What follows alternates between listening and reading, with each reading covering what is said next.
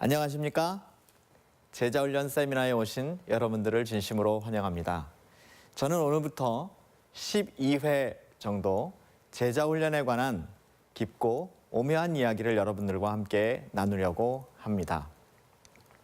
오늘 첫 번째 시간으로 제자훈련이란 무엇인가에 관해서 여러분과 함께 이야기해보고 싶습니다. 여러분, 이런 노래 혹시 기억나시는지 모르겠습니다. 우리가 어렸을 때 많이 불렀던 노래인데요. 당신은 누구십니까? 나는 김인철, 그 이름이 씩씩하구나. 이런 노래를 불렀던 기억이 납니다. 자, 이 이야기는 어렸을 때 서로를 소개하고 또 좋은 친구들이 왔을 때 이 친구가 누구인지를 이야기하기 위해서 불렀던 그런 노래들입니다. 이 이야기 속에 담겨진 내용은 바로 사람이란 누구인가, 저 사람은 누구이지? 하는 존재의 이유에 가는 것을 이야기하는 것이죠. 유명한 철학자 데카르트는 말하기를 나는 생각한다, 고로 존재한다고 말하고 있습니다. 또 어떤 웹툰 작가는 말하길요, 바둑판 위에 의미 없는 돌이란 없다라고 이야기한 적도 있습니다. 그러면 그리스도인이란 무엇입니까? 여러분 혹시 이런 말씀 들어보셨나요? 그리스도인 중에 그리스도인이라는 말이 있습니다. 이 말은 교회에 다닌다고 해서 다 그리스도인이 아닌 것처럼 교회에 다닌다고 해서 다 교인이 아니다라는 말과 같은 말인 것입니다. 후안 카를로스라는 사람이 이런 책을 썼습니다. 제자입니까? 라는 책을 썼죠. 그 가운데 이런 말이 나옵니다.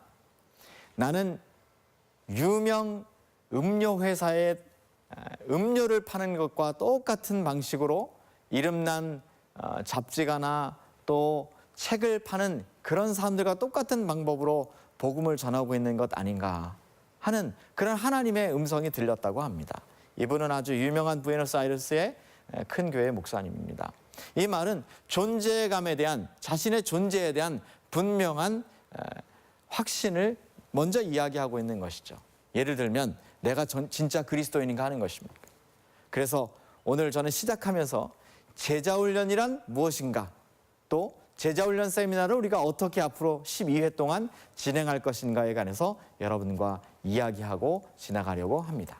그래서 첫 번째, 오늘 저는 제자훈련 세미나 12번에 관한 개관을 좀 이야기하려고 하고요. 또 두 번째는 제자훈련의 성서적인 배경, 특별히 성경에 나오는 이야기를 좀 하려고 합니다. 그리고 세 번째는 제자훈련에 대한 예언의 신의 권면에 관한 이야기를 좀 하려고 합니다.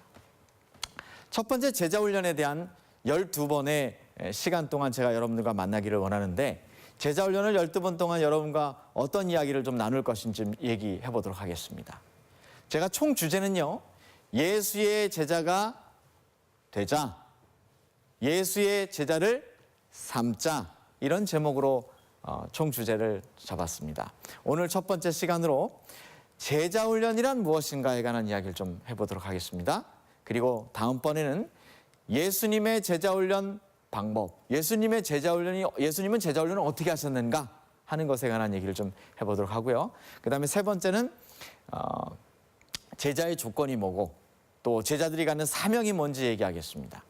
그 다음에 네 번째는 어떻게 하는 것이 제자가 되는 것인가, 또 어떻게 하는 것이 제자를 삼는 것인가에 관한 얘기를 해보도록 하겠습니다. 그리고 다섯 번째는 제자훈련의 범위가 어디인가, 단순히 앉아서 성경 공부하는 것만 제자훈련인가, 아니면 제자훈련의 범위가 어디까지인가를 좀 얘기해 보려고 합니다. 그 다음에 여섯 번째는 제자훈련은 리더가 매우 중요합니다. 그래서 제자훈련과 리더에 관한 얘기를 좀 해보고요. 일곱 번째는 제자훈련과 선교에 관한 이야기를 해보려고 합니다. 또 여덟 번째는 제자훈련과 소그룹에 관한 얘기를 해야 되고요. 아홉 번째는 제자와 일터에 관한 얘기를 좀 해보도록 하겠습니다. 그리고 열 번째는 재림교회 내외에 다양한 제자훈련이 있습니다. 이 기독교 안에 다양한 제자훈련이 있거든요. 그런 제자훈련에 관해서 얘기를 좀 해보도록 하고요. 11번째는 어떻게 제자훈련을 시작할 것인가, 이 관한 문제를 11번째 그리고 12번째에 관한 얘기를 하겠습니다. 그래서 이 12번의 세미나를 통해서 제자훈련이 도대체 무엇인지, 그리고 어떻게 할 것인지, 어떻게 배워야 되는지, 또 어떤 것이 주님이 원하시는 제자훈련인지를 얘기하는 시간을 여러분과 가져보도록 하겠습니다. 이 강의는 실제로 제자훈련을 해나가는 모습이라기보다는 가능하면 이 제자훈련의 가장 기본적인 이론적인 것들을 이야기하는 시간으로 채워보도록 그렇게 하겠습니다. 또 성경과 또 몇몇 아주 중요하게 제가 생각하는 그런 서적들에 나타난 제자훈련관에 대해서 그렇게 얘기를 해보도록 하겠습니다. 또 이 세미나를 통해서 직접 저희가 다 하지 못할지라도 담임 목사님이라든지 또 제자훈련 리더라든지 이런 분들에게 서로 유익을 공유할 수 있는 그런 내용을 또 함께 가져보도록 하겠습니다. 자, 그러면 제자훈련이란 무엇일까요? 우리가 제자훈련의 성서적인 배경을 먼저 한번 살펴보고 지나가야 하겠습니다. 자, 제자라는 말을 우리가 떠올리기 전에 제가 여러분에게 얘기하고 싶은 단어가 있는데 그것은 바로 그리스도인이라는 단어입니다. 자, 그리스도인이라는 단어를 우리가 다 익숙히 알고 있는 단어인데 성경에 과연 그리스도인이라는 말이 몇 번 나올까요? 네, 사실 그리스도인은 몇 번 안 나옵니다. 딱 3번 등장합니다. 그러면 반면에 제자라는 말은 몇 번쯤 등장한다고 여러분 생각하십니까?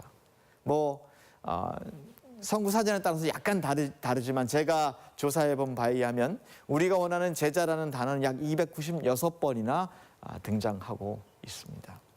그런데 우린 여기서 접촉점을 찾게 됩니다. 제자라는 말과 그리고 그리스도인이라는 말에 그런 접촉점을 찾게 되죠. 여기 3개의 성경절이 있습니다. 사도행전 11장 26절, 그리고 사도행전 26장 28절, 그리고 베드로전서 4장에 있는 말씀입니다. 먼저 사도행전 11장의 말씀을 보면 만남에 안디옥에 데리고 와서 둘이 교회에 1년간 모여 있어 큰 무리를 가르쳤고 제자들이 안디옥에서 비로소 그리스도인이라 일컬음을 받게 되었더라라고 하는 말이 나옵니다. 그 뒤에 2번 말은 나오지만 특별히 사도행전 11장의 이 말이 중요하게 여겨지는 것은 여기에 비로소 그리스도인이라 일컬음을 받았는데 누가 그리스도인이라 일컬음을 받냐면 제자들이 그리스도인이라 일컬음을 받는다는 것입니다. 그래서 성경에 등장하는 3번밖에 안 되는 이 그리스도인이라는 말을 우리가 일반적으로 쓰고 있지만 실제로는 성경에 그리스도인이란 무엇을 가리키느냐? 그리스도인이란 사도행전 11장의 이야기를 보면 그것은 바로 제자들을 그리스도인이라 그렇게 일컬었다는 사실을 우리가 알게 됩니다. 그러면 그리스도인이라는 것은 바로 제자라고 하는 것을 가르치는 것이기 때문에 성경에 등장하는 제자에 관한 이야기를 우리가 쭉 살펴보면서 이것이 바로 오늘날 우리를 가리키는 그리스도인을 가리키는 귀한 단어임을 알게 되는 것입니다. 먼저 구약 성경에는 이 제자라고 하는 단어를 탈미드라고 하는 말로 이야기했습니다. 역대상 25장에 나오는 말씀이 일반적인 하나의 말씀인데요. 여기 제자를 막론하고 다 같이라고 하는 말이 등장합니다. 그래서 이 제자라고 하는 말은 사실은 구약 성경상의 제자라고 하는 말은 모세가 여호수아와의 관계 그리고 엘리야와 엘리사의 관계처럼 제자라기보다는 약간 종이나 또 수종을 좀 덜 들던 사람들 그런 의미를 좀 강하게 가지고 있는 것이 구약 성경에 등장하는 제자라고 하는 말의 의미입니다. 그런데 이것은 헬라 문화 속에서 다시 한번 제자에 관한 말을 이해해 봐야 하는 것입니다. 헬라 문화 속에서의 제자도는 가르침을 기억함으로 혹은 생활 양식을 본받음으로 그렇게 배워진 사람들을 제자라고 표현했습니다. 다시 말하면 12제자, 예수님의 12제자들도 생활 속에서 예수님과 함께 배워가며 익혀가며 그렇게 사사받은 사람들인 것입니다. 이것이 바로 헬라적인 개념 속에 예수님이 계셨던 당시의 그런 제자도의 개념입니다. 그래서 어떤 단어는 그것을 추종자로 또 섬기는 자로 견습생으로 때로는 학생으로 이야기하기도 하는 것입니다. 그러면 유대 사회에서는 제자를 어떻게 이해했는가?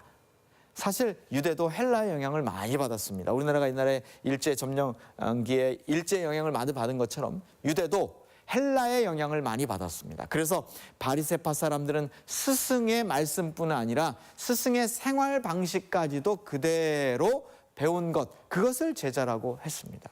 그냥 단순히 이론적인 것을 제자라고 하지 않았다는 것입니다. 젠 아젠이라고 하는 제자는 그의 스승 아카바라는 사람을 너무너무 닮고 싶어서 그 스승의 변을 보는 모습까지 배운 적이 있다라고 하는 기록이 나옵니다. 이것이 바로 유대인들이 생각했던 제자도인 것입니다. 그래서 스승에게 토라를 실생활에서 그것을 어떻게 적용하고 또 어떻게 그것을 적용하며 살아가는지까지를 배우는 것이 유대 사회 속에서의 제자도라고 할 수 있었던 것입니다. 그렇다면 초대교회, 즉 신약 성경 속에는 이 제자도를 어떻게 이야기하고 있을까요? 신약 성경에는 보편적으로 그리스도인들을 가르쳤다는 사실을 우리는 방금 전에 사도행전 11장의 말씀을 통해서 보았습니다. 제자도는 다시 말하면 그리스도인이 어떻게 살아야 하는가에 관한 가르침을 이야기하는 것이라는 것입니다.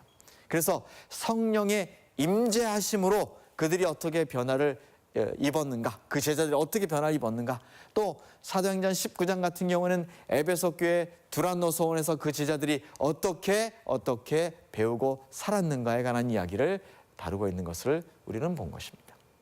다시 말하면 이 제자라고 하는 마테테스라고 하는 이 단어는 성경 밖에서는 제자가 된다는 의미지만 실제로 신약 성경에서는 제자로 만들다라는 타동사의 의미가 굉장히 강합니다. 그래서 제자는 대부분 내가 제자를 하고 싶습니다, 그래서 제자를 하는 것이 아니라 제자로 부르심을 받는 경우가 대부분인 것입니다. 바로 예수님의 12 제자들도 한 명을 제외한 나머지 대부분의 사람들은 예수님이 그들을 부르셨다는 사실에서 우리는 이 의미를 다시 찾을 수 있습니다.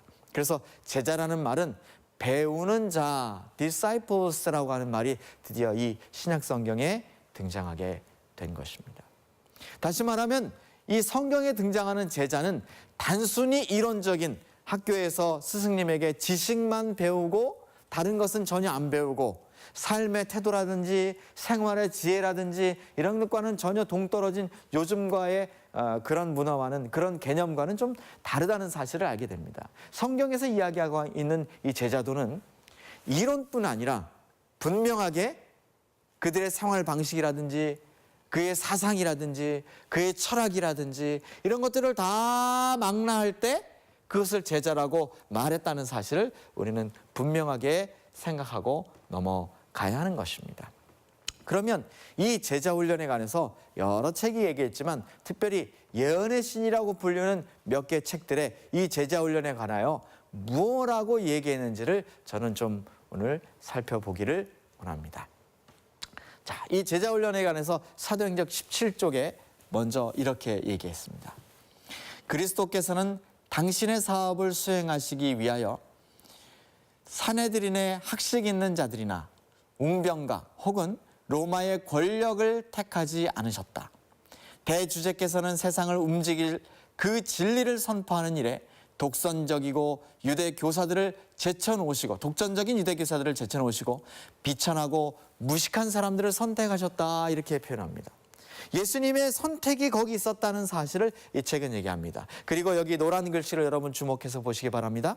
그분은 이 사람들을 당신의 교회의 지도자들로 훈련하시고 교육시키기로 그렇게 작정하셨다, 그런 말이 나옵니다. 다시 말하면 비천하고 또 좀 미련해 보이는 사람들이었지만 이 사람들을 택하여 예수님은 훈련하시기로 작정하셨다는 것입니다. 그래서 이들을 통해서 또 다른 사람들을 교육시켜서 복음의 기별을 내보내 주도록 그렇게 예수님께서 계획하셨다는 사실을 이 책은 이야기하고 있습니다. 그래서 그들의 사업이 성공하려면 성령의 능력을 구해야 했고 인간의 능력이 아닌, 인간의 지혜가 아닌 하나님의 능력으로 복음이 전파되어야 했고 또 이들을 통하여 그렇게 할 것임을 예수님이 보여주기 위하여 예수님께서는 똑똑한 유대 교사나 또 바리새인들을 택하지 않으셨음을 이 책은 이야기하고 있습니다. 그렇다면 여기 복음 전도라고 하는 책은 목사들에게 무엇이라고 얘기하는가? 특별히 제자 훈련에 관하여 뭐라고 하는가? 이렇게 얘기합니다. 진정으로 회개한 교인을 얻는 것이 우리의 목표이다. 이 책은 그렇게 제목을 달았습니다. 하나님께서는 명목상의 신앙만을 가지고 철저히 회개하지 않은 교인 60명보다 진리를 참으로 깨닫고 회개한 6명의 교인을 갖는 것을 더욱 기꺼이 원하신다, 그렇게 말하고 있습니다. 다시 말하면 수많은 군중이 있는 수많은 사람들이 모여 내가 예수를 믿는다고 말하는 그 숫자가 아니라 진심으로 예수를 믿는, 진심으로 진리를 깨달은 소수의 무리를 하나님은 원하신다는 것입니다. 특별히 여기 파란 글씨를 한번 볼까요?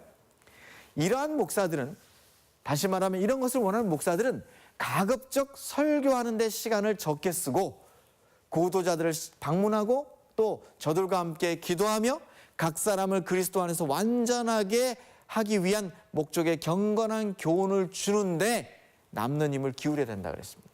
다시 말하면 대다수의 청중을 위하여도 목사들이 기도하고 시간을 할애해야 되지만 방문해서 특별히 소수의 무리, 진리를 원하는 사람들을 위하여 목사는 시간을 할애해야 된다고 말하고 있는 것입니다.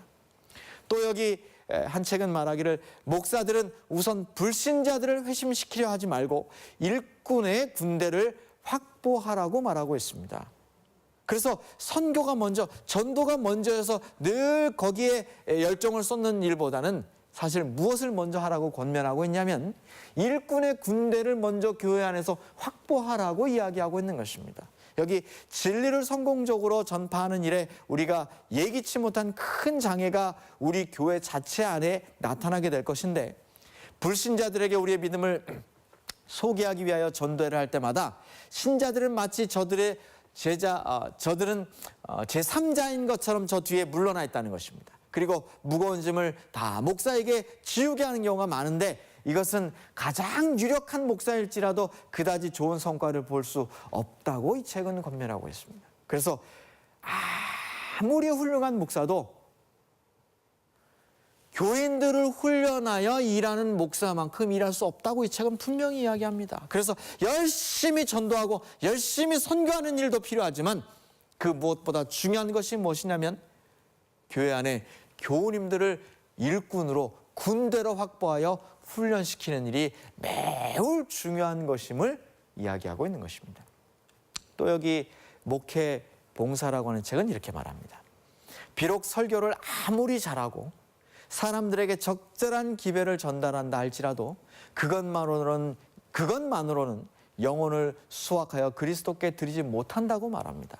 목사는 이미 몇 신자가 있는 곳에서 일할 때, 신자들이 있는 곳에서 일할 때 믿지 않는 자들에게 전도하기 전에 먼저 교인들에게 진심으로 협력하도록 훈련하라고 얘기하고 있습니다. 이것은 이 목회 봉사라고 하는 책에 목사들에게 강력하게 권고하고 있는 내용인 것입니다. 다시 말하면 목사 혼자 전도하기 위해 애쓰지 말고 이미 교인들이 있다면 그들을 협력하도록 훈련하라는 것입니다. 목사는 교인 각 사람을 위하여 활동하고 또 그들로 하여금 스스로 깊은 영적 경험을 갖게 하라고 말합니다. 그래서 남을 위하여 일할 것을 권장하라고 말합니다. 그래서 교인들이 기도와 함께 활동할 때 그렇게 목사를 돕는다면 그 전도에는, 그렇게 해서 하는 전도에는 크게 성공할 것임을 이 책은 분명히 보장하고 있는 것입니다. 여러분, 여기 하나의 비유가 있습니다. 이 비유의 제목은 공장의 비유라고 하는 비유입니다. 목사의 지위를 마치 공장장의 공장장과 같다라고 이 책이 비유를 하고 있습니다. 여러분, 공장장은 그 공장의 수많은 사람들을 책임지고 있고 또 공장이 잘 돌아가도록 매니지하는 사람입니다. 그래서 많은 선원을 지도하는 선장과 같은 역할이라고 이 책은 말하고 있습니다. 또 감독하는 감독자의 역할과 같다, 그렇게 표현하고 있습니다. 그런데 이 책에서 이런 비유를 사용하고 있는 내용의 핵심이 바로 이것입니다. 한 거대 제분소의 주인이 하루는 공장에 들어갔습니다. 그랬더니 공장 여기저기서 일을 하고 있었는데 공장의 기계가 망가졌어요. 근데 그 공장 기계가 망가진 것을 보니까 심각하게 망가진 것은 아니고 간단하게 공장 기계가 망가졌다라는 것입니다. 그런데 가만히 보니까 6명의 직공들은 이렇게 팔짱을 이렇게 끼고 그 공장장이 그 기계를 고치는 것을 구경하고 있다는 것입니다. 그래서 주인이 그 장면을 잘 살펴본 다음에 그 기계를 다 고친 다음에 그 공장장을 불렀습니다. 그리고 그 공장장을 불러서 즉시로 퇴직금을 주면서 그를 퇴직시켰습니다. 그랬더니 그 공장장이 깜짝 놀랐어요. 아니, 나는 이렇게 열심히 일하는데, 내가 이렇게 열심히 일하는데 나를 왜 퇴직을 시키십니까? 그렇게 오히려 반문을 했습니다. 내가 여기 와서 이렇게 열심히 일하는 것을 주인님 보지 못했습니까? 사장님 보지 못했습니까? 그랬더니 이 사장이 뭐라 그랬냐면, 내가 여기에 당신을 보낸 이유는 당신을 저 사람들이 잘 일하도록 감독하고 또 때로는 모르는 것이 있을 때 그들을 잘 가르쳐 보살펴 주라고 당신을 보냈는데, 당신은 그들이 할 일까지 뺏어서 일하고 그 6사람은 가만히 서서 이렇게 지켜보고 있고, 사실 그건 당신이 해야 될 일이 아니고 저들이 해야 될 일임에도 불구하고 그들은 놀고 있고 당신은 일하고 있으니 내가 당신 하나 일하는데 7사람의 삭스를 줄 수가 없습니다. 그러니 당신은 나가시오. 그렇게 말하고 있는 이야기를 바로 이 비유에서는 이야기하고 있습니다. 이 이야기는 핵심은 무엇이냐면 바로 목사나 바로 교회 지도자들에게 하는 이야기인 것입니다. 교회 목사나 교회 지도자들이 하나님께서 그들에게 주신 귀한 소임이요 또 사명은 무엇이냐면 교우들을 잘 먹이라는 것입니다. 그들을 잘 감독하라는 것입니다. 또 중요한 이 비유에서 이야기하는 내용은 무엇이냐면 그들을 잘 훈련시키라는 것입니다. 그래서 간단한 기계는 그들로 하여금 고치게 하라는 그 비유처럼 교회에서 일어난 수많은 일들을, 대부분의 일들을 교우들이 처치하도록, 그들이 감당하고 봉사하도록 두라는 것입니다. 때로 어떤 목사님들은 아침에 일찍 와서 청소하는 일부터 해서 주보 만들고 설교하고 뒷정리하는 일까지 다 혼자 하는 목사님들이 많습니다. 사실 이런 경우에 너무너무나 유능한 목사님들일지라도 그 일을 다 감당할 수 없다고 말하는 것이 이 책의 논점인 것입니다. 그래서 우리가 잘 알고 있는 것처럼 이드로는 모세에게 와서 뭐라고 하냐면, 모세여, 이렇게 피곤하게 당신이 일할 것이 아니라 50부장, 100부장, 1000부장을 뽑아서 그 일을 대신하게 합시다 라고 하는 제안을 하게 되는 것이죠. 바로 이것이 제자훈련의 아주 중요한 원칙이요 원리라는 사실을 우리는 알아야 하는 것입니다. 또한 책은 이렇게 말합니다. 새로운 방법이 소개되어야 된다. 이 말은 이미 제자훈련에 가는 것은 2000년 혹은 2500년, 3000년 전에 성경에 다룬 내용들입니다. 그래서 그것을 똑같이 2015년 혹은 2020년, 2000년대를 살아가는 오늘 우리 시대에 이것을 다 다루는 것은 무리가 있다는 것이죠. 시대가 많이 바뀌었어요.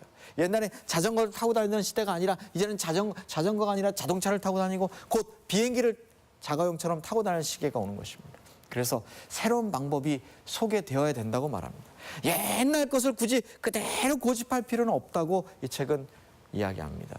또한 못 박은 불변의 법칙이란 있을 수가 없다고 권면하고 있습니다. 그렇습니다. 시대에 맞춰서 좋은 훈련 방법을 그 교우님들에게 제안하고 그 방법대로 훈련시키는 것은 매우 중요한 것입니다. 영혼들을 위한 부담감이 없는 교인들은 계속 뒤로 물러나게 돼 있다고 그렇게 말하고 있기 때문입니다. 이것이 바로 목회자나 혹은 장로들이나 혹은 집사들이나 이런 교회의 지도자들이 잘 알아야 될 상황임을 이 목회봉사라고 하는 책은 얘기하고 있습니다. 진리를 믿노라고 공언하나 다른 사람들의 영혼을 위한 부담감을 느끼지 않는 사람들은 계속 영적으로 뒤로 물러날 수밖에 없다는 것입니다. 그래서 조금 더 편하고 조금 더 안락한 삶을 자꾸 원하지, 주님께서 우리에게 주신, 우리 각각에게 주신 사명은 다 잊어버리고 마는 것입니다. 그래서 목사의 시간과 힘을 혹은 그 지도자들의 힘과 힘을 어디에 써야 된다고 말하고 있냐면 분명하게 교우님들을 훈련하는데, 또 백성들을, 그리스도인들을 훈련하는데, 제자답게 살아가는데 사용하라고 이 책들은 권면하고 있는 것입니다. 여기 두 사람의 사진이 있습니다. 하나는 예수님의 사진이에요. 또 하나는 제가 이름을 안 써서 잘 모르시겠죠? 제갈 공명이라고 불리는 제갈량입니다. 이 두 분의 차이점이 있습니다. 여러분, 제갈량은 촉이라고 하는 이 옛날 중국의 삼국시대의 촉이라고 하는 나라의 아주 우리가 누구나 다 아는 모사였죠. 너무너무나 똑똑했습니다. 근데 역사가 이 사람을 평가하는 것은 냉철하게 이렇게 평가합니다. 그는 그 시대, 그 당대에는 매우 유능한 사람이었다는 것입니다. 그를 따라올 자가 없을 정도로 유능한 사람이었다는 것입니다. 그런데 그가 예수님하고 전혀 다른 것이 하나 있어요. 그는 그 당시에는 매우 훌륭하고 매우 똑똑하고 매우 대단한 지략가였지만 그가 이제 말년의 시기가 되었을 때 그는 제자를 길러놓지 않았기 때문에 그 나라가 쉽게 그가 죽은 다음에 멸망해버리고 말았습니다. 반대로 예수님은 혹 어떤 사람들은 말하기를, 이 기독교를 잘 모르는 사람들은 말하기를 십자가에 달려서 실패했다고 잘못 말하는 사람들까지 있습니다.